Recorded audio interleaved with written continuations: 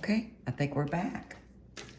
All right, I finished using that, just a refresher, using the regular brown, whatever brown you choose, and add that you used on the background, and grabbed a little bit of that dark purple mixed in with it, and then I watered it down a little bit, and I filled in the letters, okay? And I actually had to go back over it a second time because they were looking a little streaky, which almost gave me that idea that if I added streaks to this slightly, it almost looked like wood. So I thought that was kind of a cool texture look too. Which when we paint tree trunks and limbs and trees in future videos, you'll learn how to get that tree trunk look. But anyway, I know, focus. All right, so I painted them all in, went back in again, second time to fill all the dark in. Then I used the lighter brown mixed with white. That's very similar to what we used for the background, the veins. And I did, because John 15:4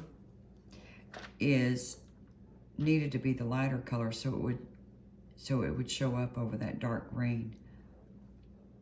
Okay, next, water down that dark color really well, and you're going to put a shadow to the right of the letter.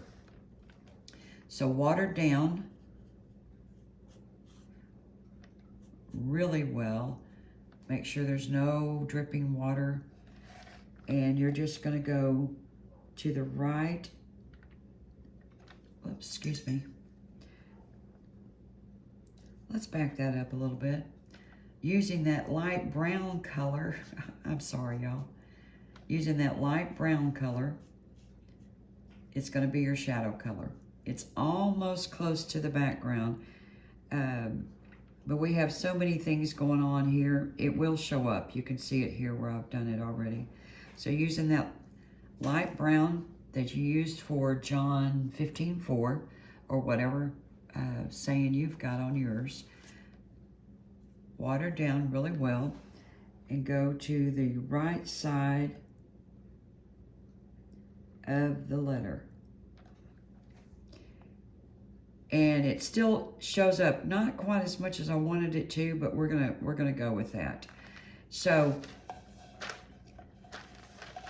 you want to take that light brown and you want to go to the right of each letter, okay? So in other words, it's on this side, it's on this side, which is the right side of the A, right side of the A. I went ahead and did it underneath here as well. Right side of the B, right side of the B, right side of the I, and you get the picture, right side.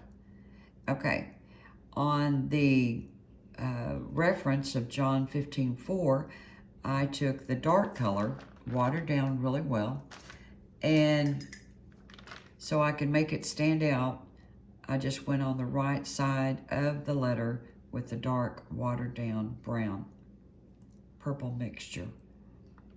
Now, once you're finished with that, you're going to take some watered down white, just almost that jello consistency, and you're going to highlight these letters. And again, this, you could stop whenever you want to on your own project. But so all I did was just do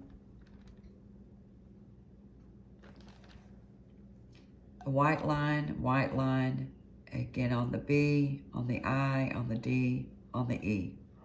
Added a little bit to the reference John 15:4, little highlight.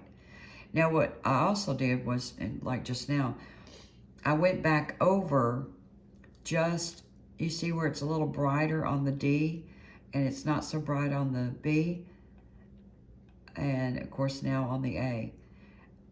I find that when you do a highlight, if you go back over your highlights just in certain areas, not all of them, just on certain areas, it causes whatever you're working on to pop even more, I think. Okay, so you can put your font, your saying, your word on your board if you want to, or leave it be. You don't even have to add it. But this shows you a little sample of how to add a statement, wording, a verse, a part of a verse to any of your projects.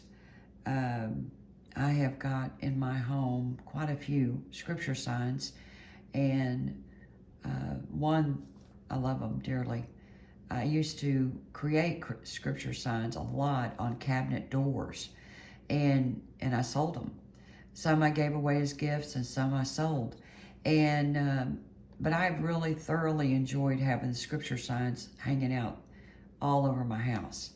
Um, I even had one person came over one time. It was for a paint class, and she kind of looked around, and there's some crosses hanging up, and there's of course scripture signs. And when folks come over my home for a paint class, a lot of times if they've never been here, they'll kind of I welcome them to walk through and see some of the paintings I've got hanging around everywhere. And one lady said, "Man, it looks like church in here," which I'll take that as a compliment. Uh, but yeah, the scripture signs, it's a lot of times, it's a lot of wording. And to get it straight on your board is a must. And if we work towards a sign, which I've got that on my list to do, that just making a nice greeting sign that has maybe 4 or 5 lines to it of wording. I'll show you how to line it up nicely on your board or your surface, whatever you're working on. You can make a sign on a canvas. You can make a sign on wood, obviously. You can even do a sign on glass. Of course, you got to use a different paint for that, but it can be done. And oh my goodness, and when you do it on glass, it's so far out because you can put your pattern right, tape it to the back side of that glass, and then you can just paint away. It is so cool doing it like that. I guess I'll shut up for now. Y'all have a great day.